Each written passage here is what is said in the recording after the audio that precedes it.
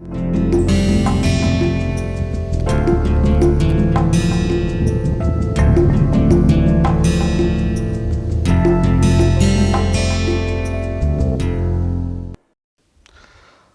so we are going to discuss today about something called supremum and infimum.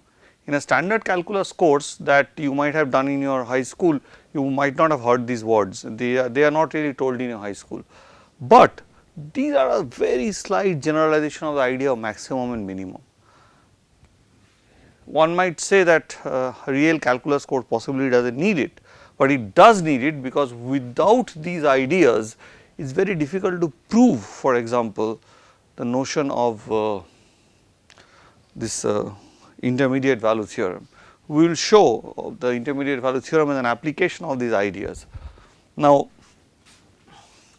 what do I mean by a supremum? Supremum means something super, so it is something related to the maximum, and infimum means something lower, inferior, so it is something related to the minimum.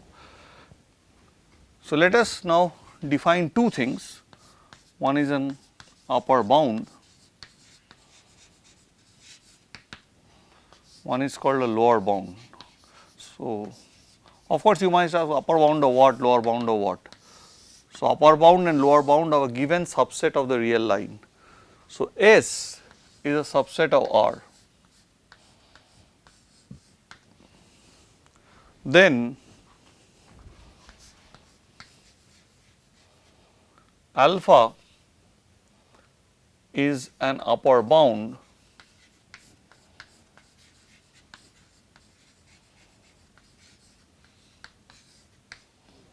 if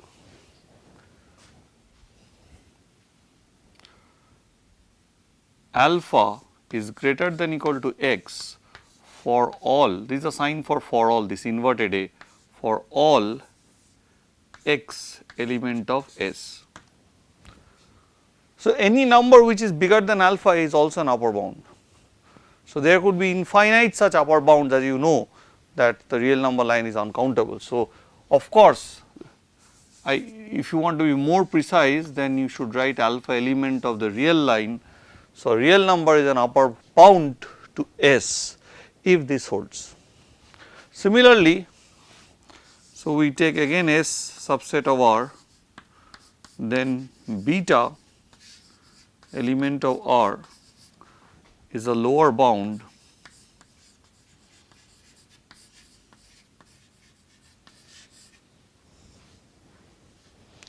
if beta itself is less than equal to x for all x element of S. Now, observe one thing, that any number less than beta is also a lower bound. So, for example, if you look at this set, the open interval 0, 1. So, 2 is a upper bound, 1.5 is a upper bound. In fact, 1 is also an upper bound. In this case, for example, minus 1 is a lower bound, minus 2 is a lower bound, minus half is a lower bound, 0 is a lower bound by this definition. But among all these upper bounds, you see 1 appears to be the one which is the least, has the least value, and among the lower bounds, 0 is the one which seems to have the greatest value. So, this looks so obvious that you really do not go and try to prove that there exists a lower bound or there exists an upper bound, least upper bound or greatest lower bound. You take them as an axiom. So, first axiom is called the least upper bound axiom or LUB axiom.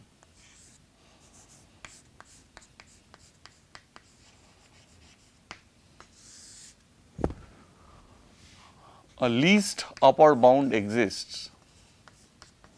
So, axiom is something which is so obvious a truth that you do not really define it. So, what is the least upper bounds?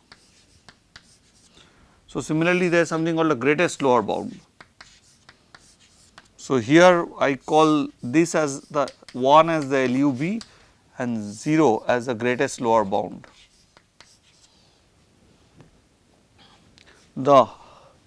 Another more nice looking name for LUB is supremum, and a nice looking name for GLB is infimum.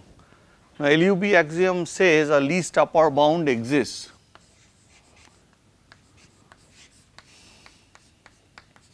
Similarly, you have the GLB axiom,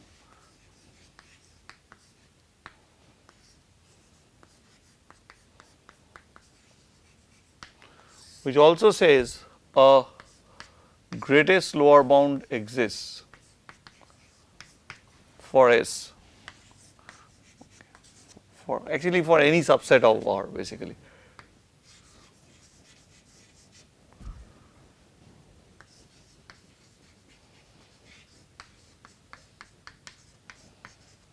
Maybe I should write for any S not equal to phi and S subset of R.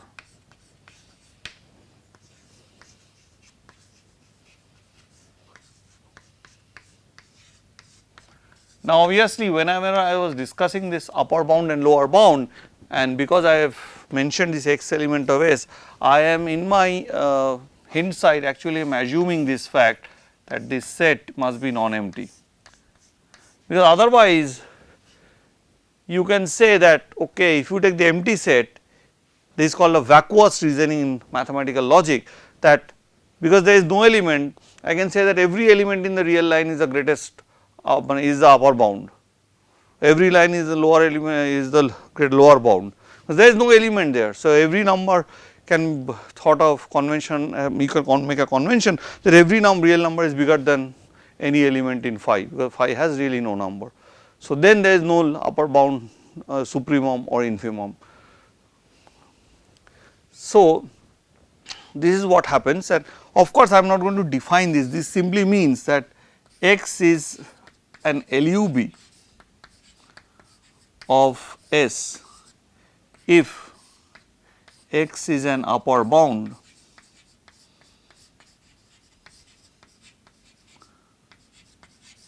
and x is less than equal to y for all y which is an upper bound, which is an upper bound for S. So, I will expect that the students can write down the definition of GLB, which will simply say that x is a lower bound and x is bigger than all the y's which are also lower bounds of S. So, because it is so obvious, we take this for granted that these exist. But what does it more mathematically mean? Structurally, what does it mean? It means the following. Suppose you have taken this line 0 and 1 and you are claiming that 1 is a supremum. So, sometimes you mention this, you write in this way, x is equal to supremum of the set S, or say z equal to the infimum of the set S. This is the standard notation that you use in mathematics. So, if you take the set 0 1, what is happening? What does this lowest upper bound means? That is, any number which is lower than that given number x, it does not mean how much lower, even if it is very slightly less, it cannot be a upper bound. Means if I decrease the value of 1, which I am claiming here is the greatest lower bound or the supremum, is the supremum of the interval 0 1. Now, if I am claiming that 1 is the least upper bound, means any number which is lower than 1 cannot be an upper bound.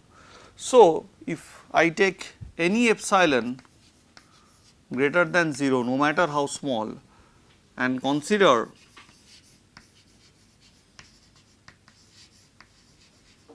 one minus epsilon, then 1 is an upper bound. So, if 1 is upper bound, if I consider 1 minus epsilon, means 1 minus epsilon, then 1 minus epsilon cannot be an upper bound.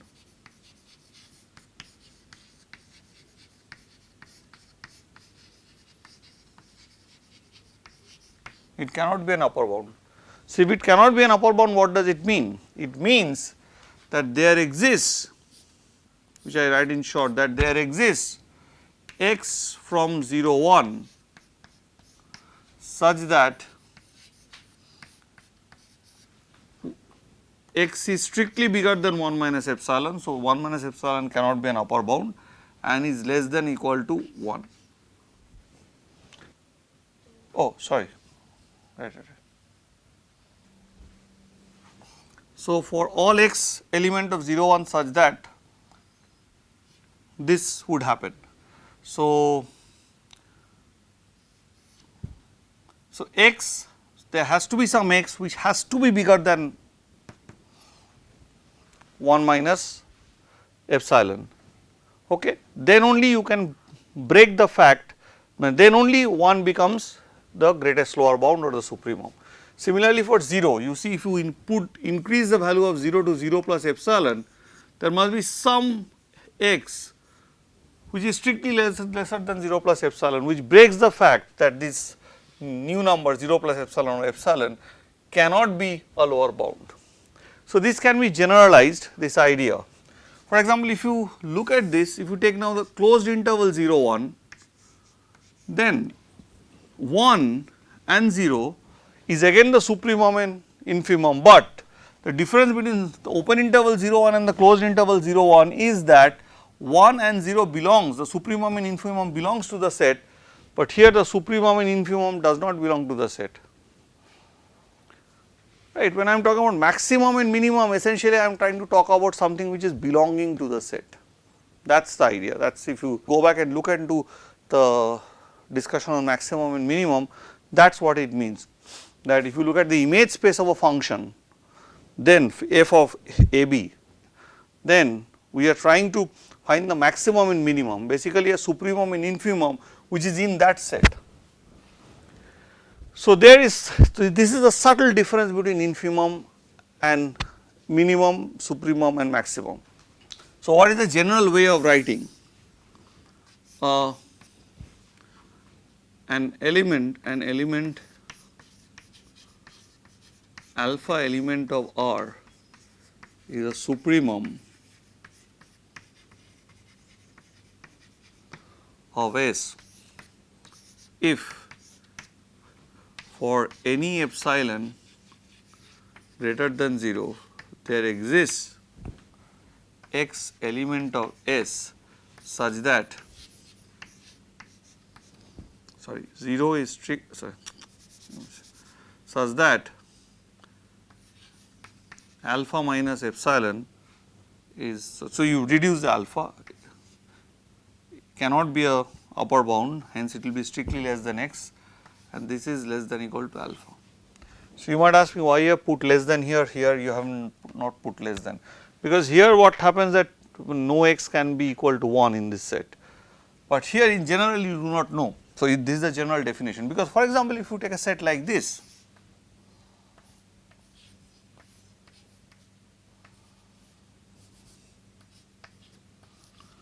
and 2. So, your set is 0 1 union the singleton set 2, so disconnected set. Now, what is the supremum of this set? 2 is an upper bound, 3 is an upper bound, but 1.5 is not an upper bound here, because 2 is bigger than 1.5. But then if I decrease 2 by say a little very small amount, it becomes 2 minus epsilon.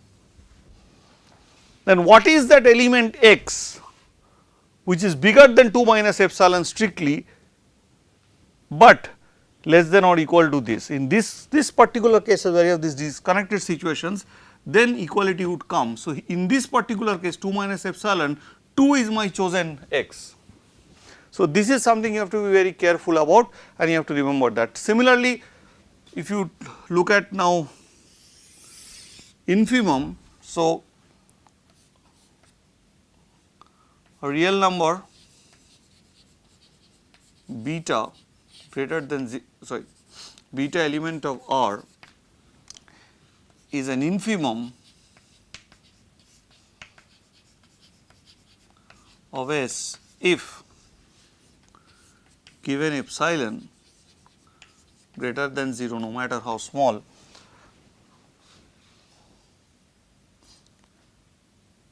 there exists x element of S such that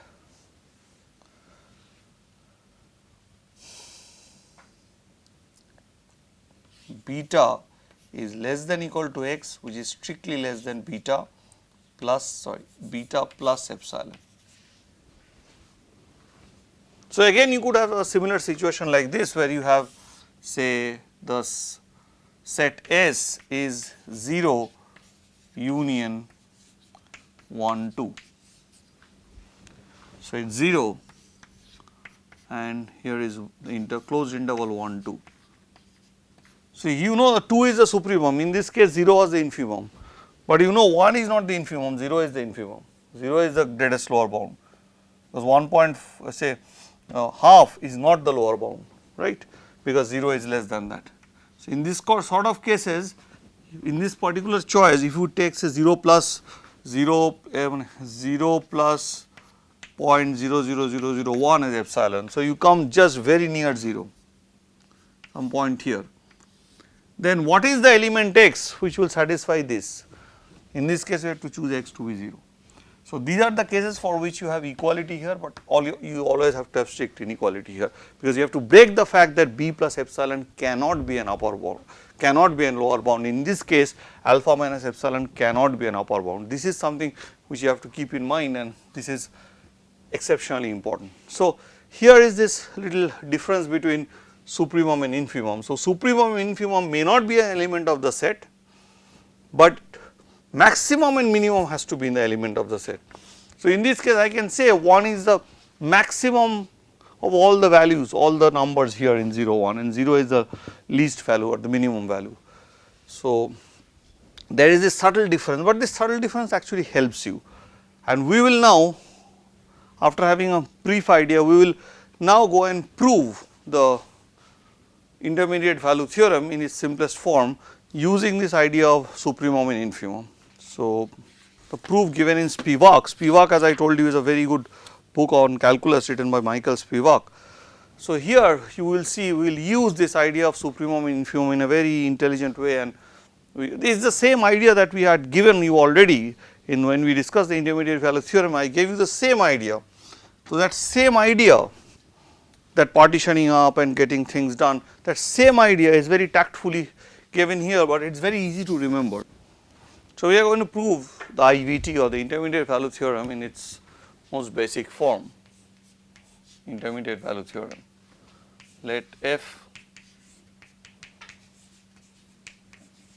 so you already know this, AB to R be a continuous function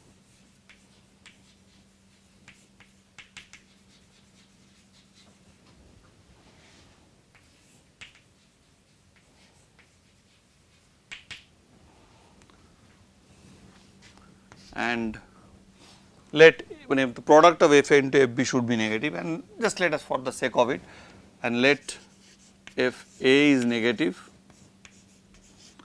and f b is positive, then there exists an C strictly lying between a and b such that f c is 0.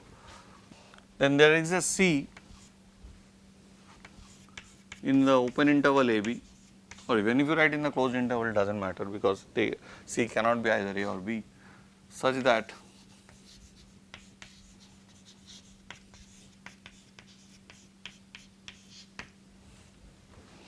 so here is your function, or drawing always helps. So, this is my A and B. It is not that I have to always draw it on the positive part, I can take any part, but okay, just for the heck of it. So, this is your f of A,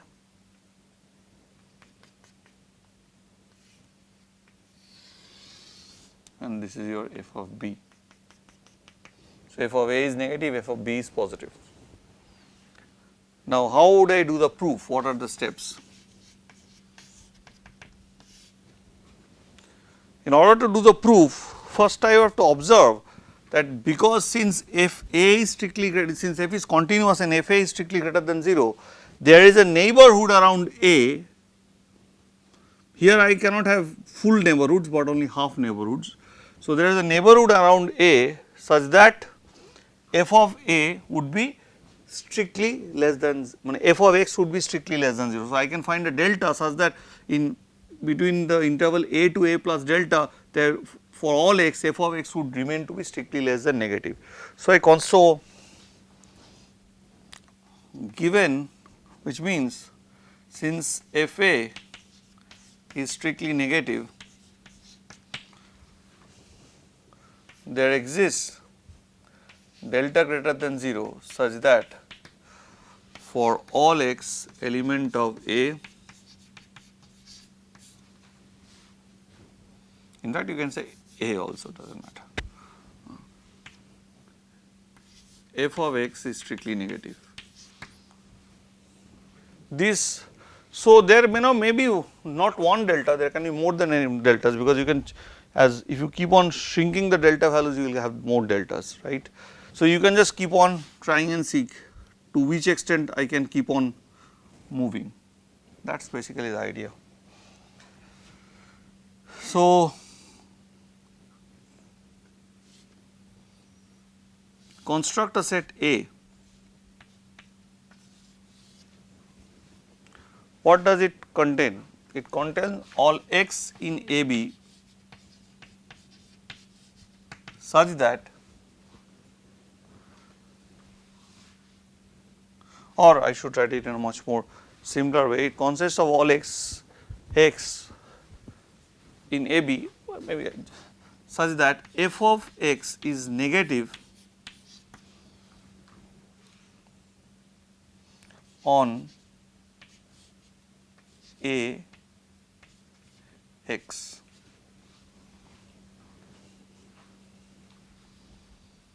Let me construct this set. So, if I take any delta, if I take any number x which is smaller than A plus delta, then over that A x it is still negative. So, find all those x's such that f x is negative on this set. So, this is one set that we have constructed. Now, obviously x is non-empty, because f of A is negative, A to A is obviously one interval, a singleton point, because singleton point is also interval, a degenerate interval, but still an interval. So, A is not equal to phi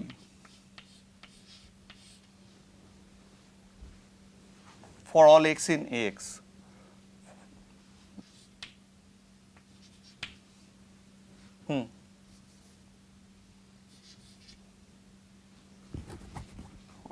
For y element of x for फिर इसको लिखो. So, here is a little correction, sorry, I just, so what I am trying to do is find those x's, those endpoints. So, here is one x, here all the x is negative, all the y values that you take between this interval is negative, then you take this, the function value remains negative, then you take this, function value remains negative. Now, here I have a set which is non-empty. Now, what am I supposed to do with this? So, this is what I am going to do next. So, we will hear the idea of supremum and infimum, you will see will become really effective. Now, once we have A not equal to phi, so basically we are generating these x's here. So, we want to say that A has a supremum. How will we say that? Because you see B is an upper bound of A.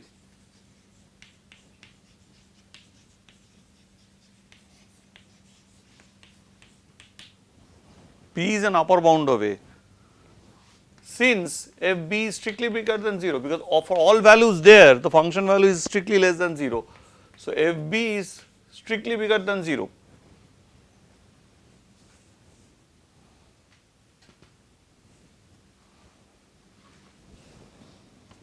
Please understand this point, that B has to be an upper bound, because B cannot be included in this set. So, here what we are doing, we are increasing these x's, the x's are gradually increasing, not decreasing.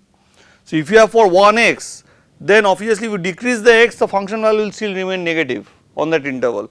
So, basically you are increasing these x's, the x values here are increasing in the interval, it is moving away from A.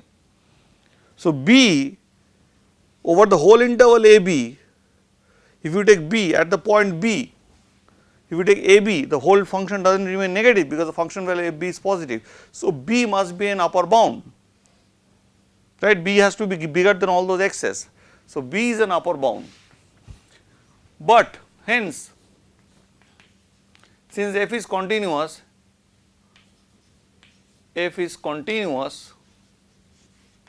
in short I am writing CONT, there exists delta 1 greater than 0 such that for all x element of b minus delta 1 b, f of x must be strictly less than 0, yes, strictly greater than 0.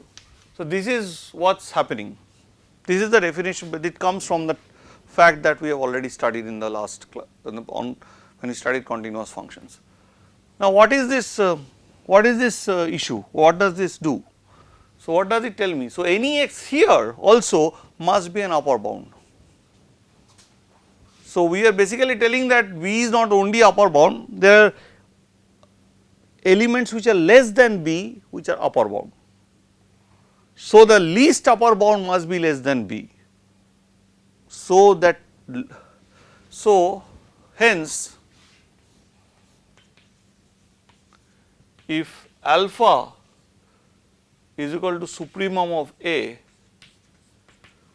then alpha is not equal to B. Now, we do not know, f of alpha could be strictly bigger than 0, f of alpha could be strictly less than 0, right. So, now we claim that f alpha is equal to 0. Actually, what would happen? Here you are increasing from x, increasing the x's till the function remains negative on that interval Ax, and only at the crossing point that thing will stop, and here you are decreasing the values of x, you are decreasing the x values, you are making the interval x be bigger and bigger, but the values of x are decreasing on which the function is positive, and where the function crosses it has to hit that supremum. So, the supremum is a point where the function would actually, supremum of the set A is the point alpha where the function will actually take the value 0, alpha or c maybe. If c is equal to supremum, then we are going to prove that fc is equal to 0, okay, because we have written c here. So, let us put c equal to supremum. So, we claim that fc is equal to 0. So, how do you do it? So, we have to say fc strictly less than 0 and fc strictly greater than 0, these two cases are not possible, it cannot take these values.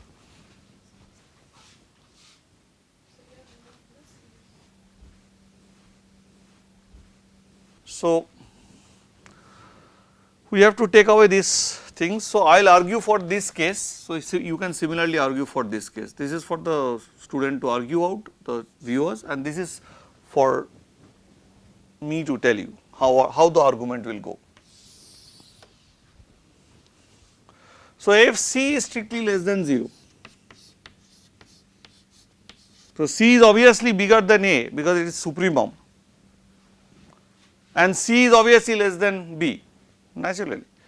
So, naturally you know that this c is essentially lying between a and b, that is obviously clear from the constructions that we have done. And so, if fc is strictly greater than less than 0, so there exists delta dash such that for all x element of c minus delta to c plus delta, f of x, so sorry, c minus delta dash to c plus delta dash, f of x would be strictly less than 0.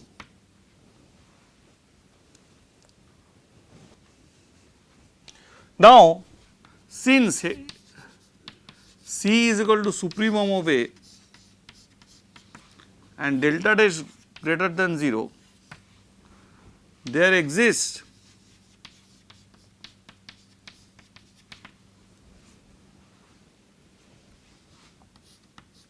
x naught element of A such that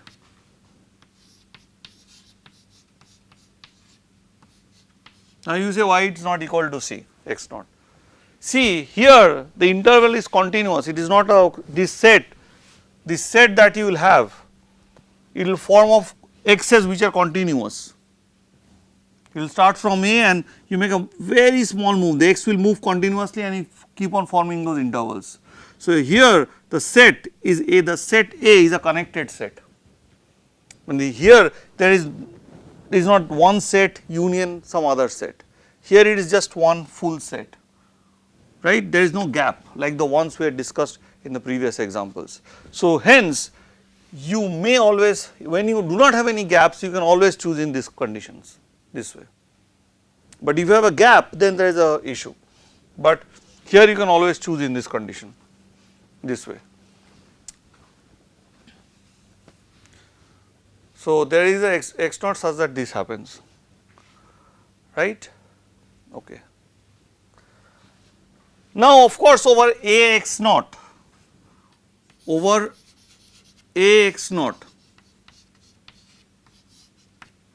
what happens, A x naught f is negative,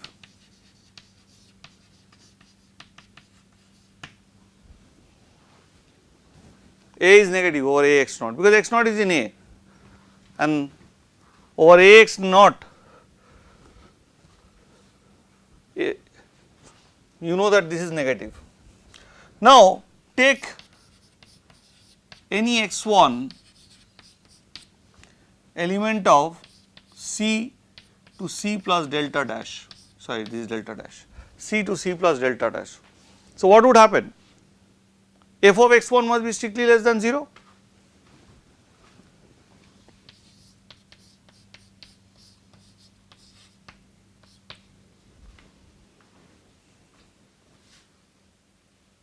Now in this whole interval, because Fc is strictly less than 0, in this whole interval f of function value is less than 0. So on the interval x0 to x1 f is negative, f is negative, and you know the interval a to x naught it is anyway negative. So what does it mean? It implies that f is negative on a to x1, right, on this. Hence x1 is an element of A, but x1 is strictly bigger than, but x1 is strictly bigger than C, contradicting the fact that C is the supremum, contradicting that C is equal to supremum of A. In a similar way you can argue for the other case too, that Fc cannot be strictly bigger than 0. If Fc is strictly bigger than 0, what would happen? So you have to argue from the other side, from the B side, right. So I leave that argument to you. So we have essentially shown that these things cannot happen, and which means that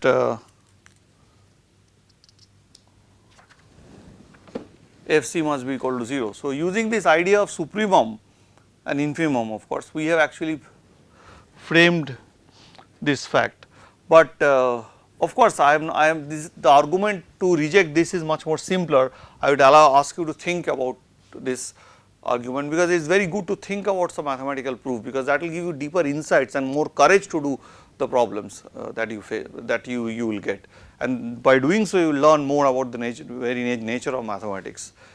And so I will end this thing here, but of course in the notes that I am gradually preparing you will have the proof of this done also.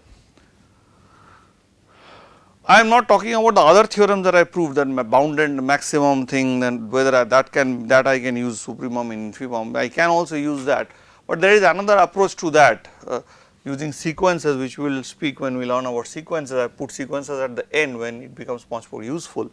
So, with this we end this, we see an application of the idea of supremum and infimum. So, there are some more things. For example, you can use this idea to prove that the set n is unbounded. The natural number set is unbounded. You can use the idea of supremum and infimum. So, that this can be your coffee time thinking. Take a cup of tea or coffee and think about it. N is unbounded. So, as a mathematician, your idea should be, as a math student, you should always use one of the major tool in the hand of the mathematician. It is called proof by contradiction. Assume that n is bounded, say bounded above, bounded below, whatever, bounded above, bounded below, you can say there is 1. So, 1 is less than everything, there is a lower bound. It is not bounded, so it is not bounded, it is unbounded. So, unbounded means it is one of the sides is unbounded. So, it is unbounded above maybe. There is no supremum. So, prove that, assume that there is a supremum and show some contradiction. So, that can be your coffee time job. So, with this we end the thing, and the next class we are going to talk about derivatives, not in the usual way you are taught in a high school, but in a slightly different flavor, the way of doing things. So, you might be wondering that I have written here 2 axioms called LUB axioms. I am just giving, this is before I finish this lecture, I just want to remind you of 2 things which I have written, the LUB axiom and the GLB axiom, where I have said that okay, for any given set, non-empty set, the least upper bound exists, or given non-empty set, the least greatest lower bound exists. But please understand that there is a additional meaning to it. Actually, it says, to be more precise, I should say, if a given set, if S is subset of R, proper subset of R and non-empty, has an upper bound, then it has a least upper bound. If it has a lower bound, then it has a greatest lower bound. So, without having lower bound and without having upper bound, a given set cannot really have a upper bound, least upper bound and a greatest lower bound. So, the LUB axiom should be, to be more precise, I was at that time just giving a connection. So, without the notion of upper bound existing, there cannot be any notion of least upper bound. So, that you have to keep in mind. So, I am just writing it more in a more very precise way. So, if S proper subset of R and S is not equal to phi, and further if S has an upper bound per bound, then it has a least upper bound.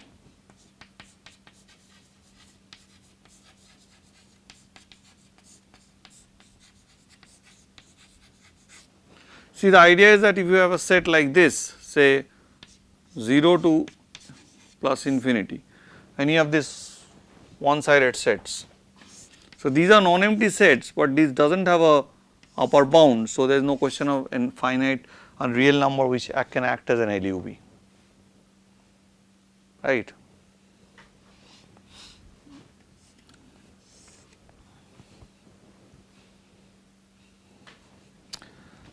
Similarly, if you take a set like minus infinity to 0, then it does not have an infimum, because there is no lower bound here, you can go as less as possible. So, only when a set has an upper bound, it has a supremum, when the set has a lower bound, it has a infimum. So, without the existence of an upper bound, a set cannot have a real number which acts as a upper bound, or in the other case, if it does not have a lower bound, there is no real number which can act as infimum. So, these are the 2 things you have to very keep in mind. So, if you might just get confused if you just read that GLB, the set has a GLB. So, it was very lightly written. The idea is that once there is an upper bound, there is a least upper bound, once there is a lower bound, there is a greatest lower bound. So, thank you. So, we will see each other in the next lecture. Thank you.